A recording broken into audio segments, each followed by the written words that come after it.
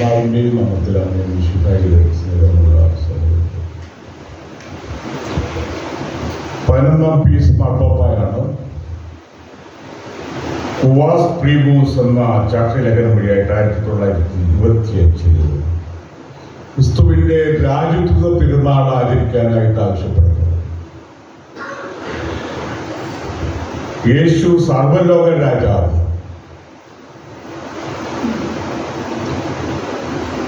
അപ്പോൾ രാജാവ് ഭൗതികമായിട്ടുള്ള സംഘർഷങ്ങളിലായിരുന്ന കാലഘട്ടത്തിൽ യേശുവിന്റെ രാജ്യത്വം ഏറ്റുപറഞ്ഞുകൊണ്ട് തിരുനാൾ ആചരിക്കാനായിട്ട് ആവശ്യപ്പെടുക.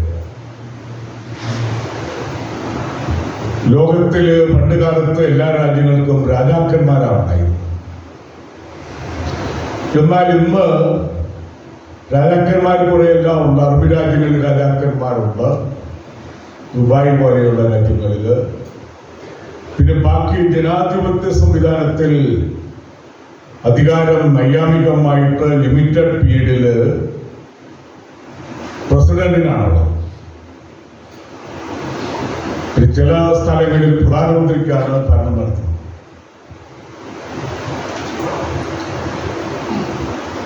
അപ്പോൾ യേശുവിന്റെ രാജ്യത്വം അല്ലെങ്കിൽ അവിടുന്ന് രാജാവാണെന്ന് പറയുന്നത് എന്തുകൊണ്ടാണെന്ന് ചിന്തിക്കുന്നത് ഉചിതമാണ്. ഇന്നത്തെ വചനത്തിൽ ദാവീദ് ആത്മാവിനാൽ പ്രേരിതനായി അവനെ കർത്താവ് എന്ന് വിളിക്കുന്നത് എങ്ങനെയെന്ന് ചോദിക്കുന്നുണ്ട്.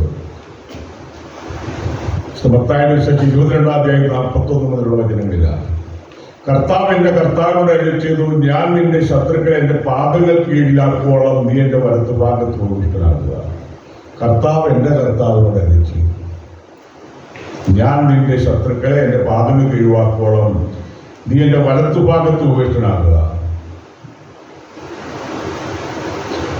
അപ്പോൾ യേശു ദാവീദിന്റെ വംശത്തിലും ഗോത്രത്തിലാണ് ജനിച്ചതെങ്കിലും യേശു ദൈവസുതൻ എന്നുള്ള നിലയിൽ, ദൈവത്തിന്റെ ഏകജാതൻ ഭൂമിയിലേക്ക് രക്ഷകനായിട്ട് അവതരിച്ച വ്യക്തി എന്നുള്ള നിലയിൽ യേശുവിന് പ്രത്യേകമായിട്ടുള്ള ഒരു സ്ഥാനം രക്ഷാകര ചരിത്രത്തിലുണ്ട്. അതുകൊണ്ടാണ് യോഹന്നാൻ സുവിശേഷം പറയുന്നു, ആദിയിൽ വചനം ഉണ്ടായിരുന്നു, വചനം ദൈവത്തോടു കൂടിയായിരുന്നു, വചനം ദൈവമായിരുന്നു, വചനം മാംസമായിട്ട് അവതരിച്ചു. ആദിയിൽ പിതാവായ ദൈവത്തോടു കൂടി ഉണ്ടായിരുന്ന വചനമാണ് സമയത്തിന്റെ പൂർണ്ണതയില് മനുഷ്യനായിട്ട് അവതരിച്ചത്. അപ്പോൾ അവിടുന്ന് ആദിയിൽ ഉണ്ടായിരുന്നതാണ്. പിന്നെ ദാവീദിന്റെ പുത്രൻ എന്ന് ഭൗതികമായിട്ട് വംശാവലി വഴിയായിട്ട് പറയുന്നുണ്ടെങ്കിലും അവിടുന്ന് നേരത്തെ ഉണ്ടായിരുന്നു. പിതാവായ ദൈവത്തോടു കൂടി ഉണ്ടായിരുന്ന അവിടുന്ന് ദൈവസുതനാണ്. അതാണ് സഭയുടെ അടിസ്ഥാന പ്രമേയം. യെസെക്കിയേൽ പ്രവാചകന്റെ പുസ്തകത്തില് 41:1-7 4-ാം വചനത്തിൽ പറഞ്ഞിട്ടുണ്ട്, ദൈവമഹത്വം ദേവാലയത്തിൽ നിറഞ്ഞു നിന്നു. മനുഷ്യപുത്ര എന്റെ സിംഹാസനവും പാദപീഠവും ഇസ്രായേൽ മക്കളുടെ ഇടയിൽ ഞാൻ നിത്യമായി വസിക്കുന്ന ഇടവും ഇതാണ്. ദേവാലയത്തിൽ ദൈവത്തിന്റെ മഹത്വം. ദേവാലയം എന്ന് പറഞ്ഞു കഴിഞ്ഞാൽ ദൈവത്തിന്റെ സാന്നിധ്യമുള്ള സ്ഥലമാണ്. അപ്പോൾ ആ ദേവാലയത്തില് ദൈവികമായ സാന്നിധ്യം നിറഞ്ഞു നിന്നു എന്നുള്ളതാണ്. മനുഷ്യപുത്ര എന്റെ സിംഹാസനവും പാദപീഠവും ഇസ്രായേൽ മക്കളുടെ ഇടയിൽ ഞാൻ നിത്യമായി വസിക്കുന്ന ഇടവും ഇതാണ്.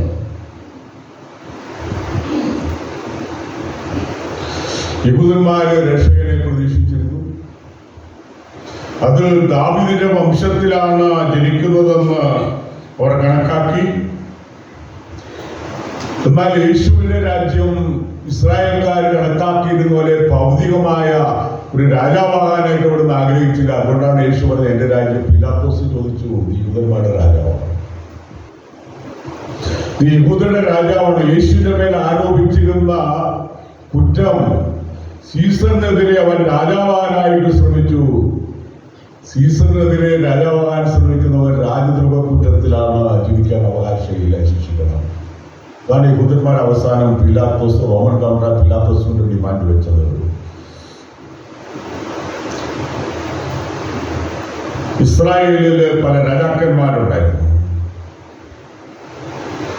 സാവൂളിനെ പറ്റി കേൾക്കാം. സാവൂളിന്റെ അന്ത്യം ദയനീയമായിരുന്നു. ഈ രാജാക്കന്മാരുടെയൊക്കെ ചരിത്രം പരിശോധിക്കുമ്പോൾ ഒത്തിരി പേര് കൊല്ലപ്പെട്ടവർ, റോമൻ ചക്രവർത്തിമാരുടെ ചരിത്രം പരിശോധിക്കുമ്പോൾ ചിലർക്ക് ഒരു കൊല്ലം തന്നെ 2 ചക്രവർത്തിമാരുണ്ട്.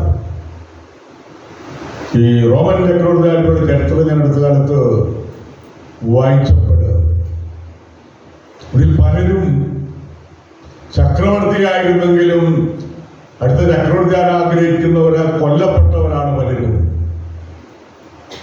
ഒരു വർഷം തന്നെ 2 ചക്രവർത്തി ഉണ്ടായിരുന്ന ആ സമയം കാലഘട്ടമുണ്ട്. കാരണം ഒരാൾ പെട്ടെന്ന് കൊല്ലപ്പെട്ട, ഒരാളുടെ അടുത്തയാളെ തട്ടി, അടുത്തയാൾ 3-ാമത്തെ ആള് ചക്രവർത്തിയായി. അപ്പോൾ അഗസ്റ്റസ് സീസറിനെ പറ്റി നമ്മൾ കേട്ടിട്ടുണ്ട്, ജൂലിയസ് സീസറിനെ പറ്റി കേട്ടിട്ടുണ്ട്, പിന്നെ ക്രിസ്ത്യാനികളെ പീഡിപ്പിച്ച നീറോയെ പറ്റി കേട്ടിട്ടുണ്ട്. ഇങ്ങനെ റോമൻ ചക്രവർത്തിമാര് കോൺസ്റ്റന്റിന്റെ കാലത്ത് അദ്ദേഹം യുദ്ധം ജയിച്ചു കുരിശിന്റെ അടയാളത്തിൽ. അതോടുകൂടി AD 313 എഡിക്റ്റോ മിലാൻ വഴിയായിട്ട് ക്രൈസ്തവ സഭയ്ക്ക് സ്വതന്ത്രമായിട്ട് പ്രവർത്തിക്കാനും ആരാധന നടത്താനും ദേവാലയം എടുത്തു വരുത്താനും അവകാശം ലഭിച്ചത്.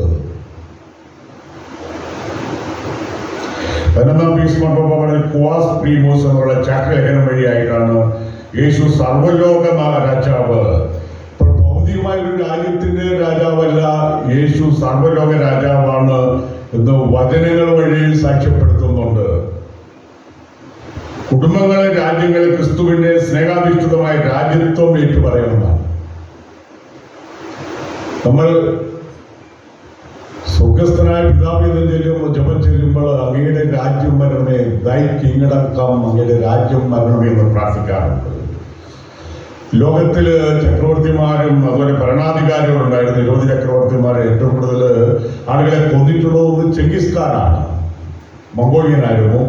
അന്നുണ്ടായിരുന്ന ഒരു വലിയ പ്രദേശം കീഴടക്കി ഒത്തിരി ആളുകളെ കൊല ചെയ്ത്, ഇവരൊക്കെ ലക്ഷക്കണക്കിന് ആളുകളെ കൊല ചെയ്താണ്. ചെങ്കിസ് ഖാൻ 60 ലക്ഷം യഹൂദരെ കൊന്നു.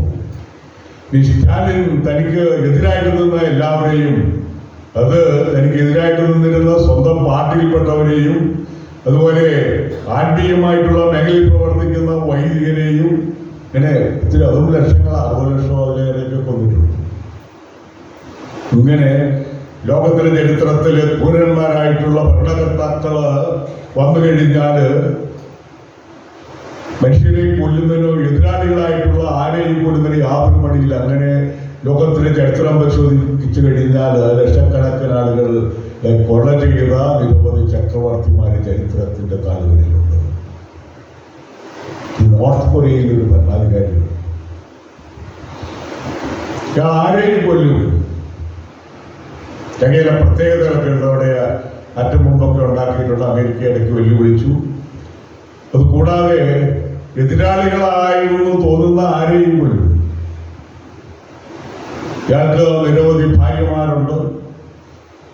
ഇയാൾ വിമാനത്തെ യാത്രയില്ല, ട്രെയിനിൽ പേടിയാണ്. വിമാനം തകർന്നു കഴിഞ്ഞാൽ മരിച്ചു പോകും. ഇയാളുടെ അപ്പനും രാജാവല്ല, പക്ഷെ നിയമാനുസൃതമായ പ്രസിഡന്റായിട്ടാണ്, പക്ഷേ രാജാവായിട്ടാണ്. അപ്പനും രാജാവിനെ പോലെ ഭരിച്ചു. അത് കഴിഞ്ഞ് മകന് കിട്ടി. അപ്പൊ അയാൾ ഭരിക്കുകയാണ്. ഒത്തിരി പേരെ കൊല ചെയ്യുന്നുണ്ട്. എതിരാളികൾ ആർക്കും സ്വാതന്ത്ര്യമൊന്നുമില്ല. ദേവാലയം ഉയർത്താനും വിശ്വാസം എത്തിക്കാനുള്ള സ്വാതന്ത്ര്യം ആരെങ്കിലും പ്രാർത്ഥിക്കുന്നതൊക്കെ കെട്ടിക്കഴിഞ്ഞാൽ തലപോകും. അങ്ങനെയുള്ള ക്രൂരന്മാരായിട്ടുള്ള ഭരണാധികാരികൾ ഇക്കാലഘട്ടത്തിലും ഉണ്ട് എന്നുള്ളത് നമ്മൾ അറിഞ്ഞിരിക്കുന്നത് നല്ലതാണ്.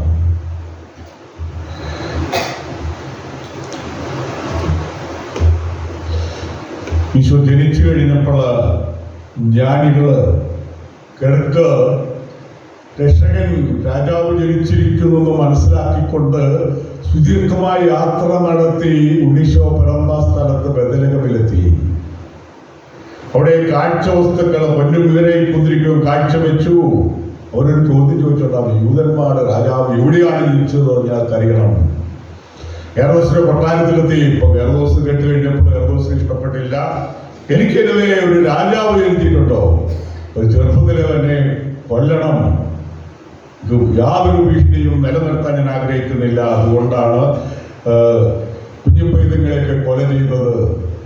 റമായില് റാഹേലിന്റെ കരയുന്ന ശബ്ദമെന്ന് വിശുദ്ധ ഗ്രന്ഥത്തിൽ പറയുന്നുണ്ട്. ഇസ്രായേൽക്കാരൊക്കെ റാഹേലിന്റെ മക്കളായിട്ടാണ് കണക്കാക്കപ്പെടുന്നത്. അങ്ങനെ റാഹേലിന്റെ മക്കള് കൊല്ലപ്പെടുകയാണ്. അപ്പൊ ഈശോയെ പ്രതി മരിച്ചുപോയ കുഞ്ഞിപ്പൈതങ്ങളെ നമ്മളെ സ്മരിക്കാറുണ്ട്. യേശു അപ്പം വർദ്ധിച്ചപ്പോൾ അദ്ദേഹത്തെ ബലമായിട്ട് പിടിച്ച് രാജാവാക്കാനായിട്ട് ശ്രമിക്കുന്നുണ്ട്. അപ്പം വർദ്ധിപ്പിച്ചു. മനുഷ്യന്റെ ഏറ്റവും പ്രധാനപ്പെട്ട ആവശ്യം എന്ന് പറയുന്നത് അപ്പമാണ്. നമ്മൾ പ്രാർത്ഥിക്കുന്നുണ്ട്, give us this day our daily bread. ഇന്ന് എനിക്ക് ആവശ്യമായിട്ടുള്ള അപ്പം തരണം, ആഹാരം തരണം.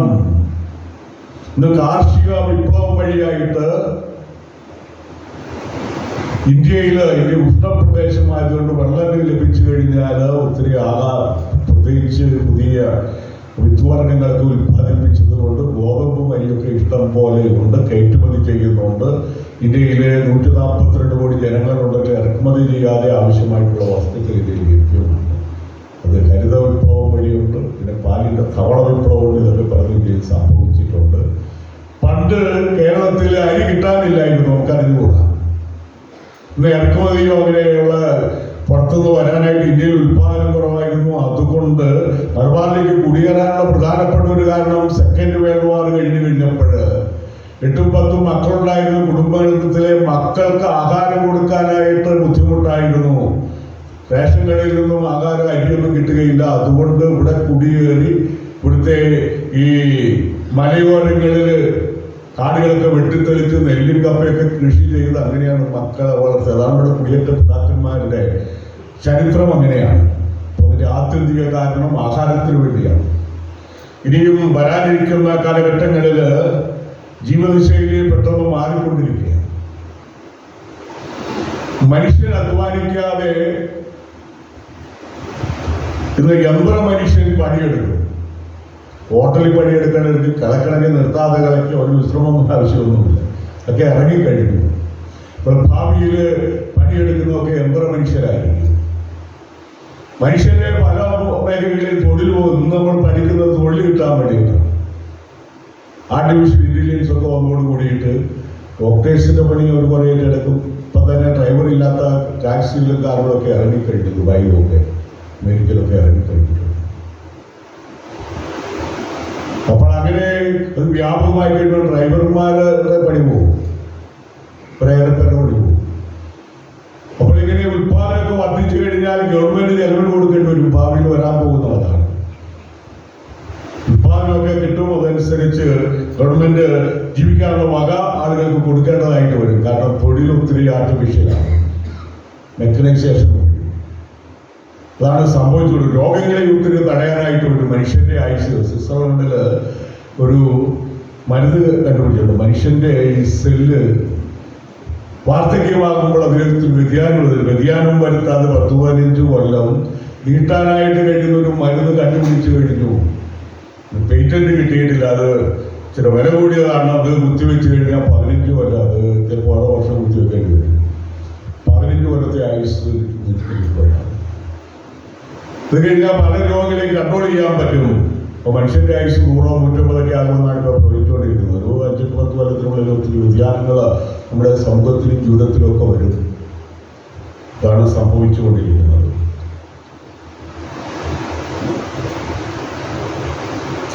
ഈശോ കാൽവരിയിൽ കുറിച്ചിറക്കാനായിട്ട് കാരണം അവൻ ഈശോയുടെ മേൽ അവതരിപ്പിച്ച ആരവയിലാണ് ഇവൻ സീസറിനെതിരെ രാജാവാകാൻ ശ്രമിച്ചു. നിങ്ങൾക്ക് സീസർ അല്ലാതെ മറ്റൊരു രാജാവില്ല. അതുകൊണ്ട് സീസറിന്റെ പ്രതിനിധിയായിട്ട് റോമനായിട്ട് ഭരിക്കുന്ന പിലാത്തോസിന് അപ്പോൾ യേശുവിനെ കുറിച്ചിറക്കാൻ അനുവാദം കൊടുക്കണം എന്നുള്ളതാണ് അവര് അന്നത്തെ ജനം, പുരോഹിത പ്രമുഖന്മാരുടെയും യഹൂദ നേതാക്കന്മാരും ഒക്കെയാണ് യേശുവിനെതിരെ വിശുദ്ധ ശ്രമങ്ങൾ ഉണ്ടാക്കിയത്. അവരുടെ ഡിമാൻഡ് ഇതായിരുന്നു. വെളിപാടിന്റെ പുസ്തകം 19:11 പറയുന്നുണ്ട്, അവന്റെ മേലങ്കിയിലും തുടയിലും എഴുതപ്പെട്ട ഒരു നാമം, രാജാക്കന്മാരുടെ രാജാവും നാഥന്മാരുടെ രാജാവും. ആ നാമം രാജാക്കന്മാരുടെ രാജാവും നാഥന്മാരുടെ രാജാവും. നാഥനും കാൽവരിയിൽ കുരിശിലറയ്ക്കപ്പെട്ടപ്പോൾ പിലാത്തോസ് പറഞ്ഞു, നിങ്ങൾ ആരോപണം ഉന്നയിച്ചത്. പിലാത്തോസ് കൈ കഴുകി. പിലാത്തോസിന് അറിയാമായിരുന്നു യേശു നീതിമാനായിരുന്നെന്ന്. അപ്പോൾ ചക്രവർത്തിയുടെ അടുത്ത് ആരോപണങ്ങൾ ഉന്നയിക്കും. പിലാത്തോസിനെതിരെ ആളുകൾ യഹൂദനേതാക്കന്മാര് ആരോണിലേക്കും എന്നൊക്കെ കേട്ട് കഴിഞ്ഞപ്പോൾ പിലാത്തോസ് കൈ കഴുകിയിട്ട് പറഞ്ഞു, നിങ്ങളുടെ രാജാവിനെ കൊണ്ട് കുരിശിത്തറയ്ക്കുക എന്ന് പറഞ്ഞു. പിലാത്തോസ് ഒരു കാര്യം പറഞ്ഞു, കുരിശിന്റെ മുകളിൽ അയ്യന്മാരായി യൂദന്മാരുടെ രാജാവായ നസ്രായനായ യേശു, അതാണ് അയ്യന്മാരായി എന്ന് പറയുന്നത്. ഹൃദയമുള്ളൂ. അപ്പോൾ ഇവർ പറഞ്ഞു, യൂദപ്രമാണികൾ പിലാത്തോസിനോട് ആവശ്യപ്പെടുന്നുണ്ട് അത് മാറ്റുന്നു. അപ്പൊ പീലാത്തോസ് പറഞ്ഞു, എഴുതി മാറ്റിയാലും എന്നെ അയ്യന്നാറ എന്ന ആ എഴുത്ത് കുരിശിന്റെ മുകളിൽ വെച്ചുകൊണ്ടാണ് യേശു കുരിശിൽ മരിക്കുന്നത്. ജേസൂസ് നസ്രാനൂസ് റെക്സ് യൂദന്മാരുടെ രാജാവായ നസ്രായൻ യേശു. പൗലോസ് പറയുന്നുണ്ട്, ദൈവരാജ്യം എന്നത് ഭക്ഷണവും പാനീയവുമല്ല, മറിച്ച് നീതിയും സമാധാനവും പരിശുദ്ധാത്മാവിലുള്ള ആനന്ദവുമാണ്. ദൈവരാജ്യം എന്ന് പറയുന്നത് ഭക്ഷണവും പാനീയവുമല്ല, മറിച്ച് നീതിയും സമാധാനവും പരിശുദ്ധാത്മാവിലുള്ള ആനന്ദവുമാണ്.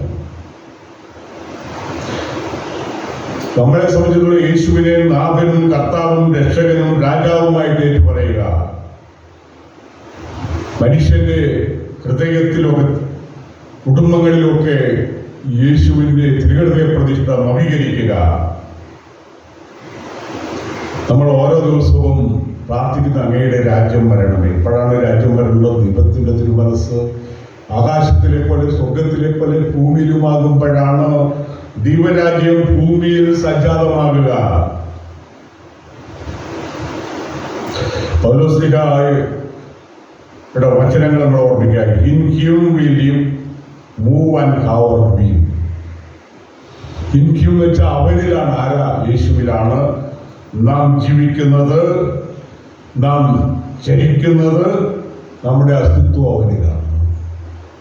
ഒരു ക്രിസ്തുവിന്റെ തിരുനാൾ ആചരിക്കുമ്പോൾ, രാജ്യത്വ തിരുനാൾ ആചരിക്കുമ്പോൾ സാധാരണ രാജാക്കന്മാരെക്കെല്ലാം അതീതമായിട്ട് നമ്മുടെ ജീവിതവുമായിട്ട് ബന്ധപ്പെട്ട നമ്മുടെ രക്ഷകനും കർത്താവും വിദ്യാളനും ആയ യേശു, ദൈവത്തിന്റെ ഏകജാതനായ യേശു, രക്ഷകനായ യേശു, യേശുവിനെ നമ്മൾ സ്മരിക്കുന്നത്. കാലഘട്ടങ്ങളിലൂടെ ചിന്തിക്കുമ്പോൾ യേശുവിനു വേണ്ടി, വിശ്വാസത്തിന് വേണ്ടി യേശുവിനോട് മരിച്ച കോടിക്കണക്കിന് ആളുകളുണ്ട്. ആദ്യ ക്രിസ്തുവിലെ മതപീഡന കാലഘട്ടത്തിൽ ഒരു 1.5 കോടിയോളം ജനങ്ങള് യേശുവിന്റെ വിശ്വാസത്തിന് വേണ്ടി ജീവൻ ത്യജിക്കാനൊക്കെ തയ്യാറായെന്നുള്ളതാണ്. റോമൻ ചക്രവർത്തിമാരുടെ കാലഘട്ടത്തിലുള്ള പീഡനങ്ങളിൽ അവർക്ക് യേശുവിനെ തള്ളിപ്പറഞ്ഞതിൽ രക്ഷപ്പെടാമായിരുന്നു, തള്ളിപ്പറയാണ്ട് അവർ തയ്യാറായില്ല. അതുപോലെ നൈജീരിയയിലൊക്കെ മറ്റു പലയിടങ്ങളിലൊക്കെ യേശുവിനെ തള്ളിപ്പറഞ്ഞാൽ രക്ഷപ്പെടാമെന്നുള്ള സാഹചര്യത്തിൽ യേശുവിന് വേണ്ടി ജീവൻ ബലിയർപ്പിച്ച നിരവധി ആളുകൾ കാലഘട്ടങ്ങളിലൂടെ ഉണ്ട്. പൗലോസ്ലീഹ പറഞ്ഞു, എനിക്ക് ജീവിക്കുക ക്രിസ്തു, മരിക്കുക ലാഭവുമാണ്. ഞാൻ ജീവിച്ചാലും മരിച്ചാലും യേശുവിനെ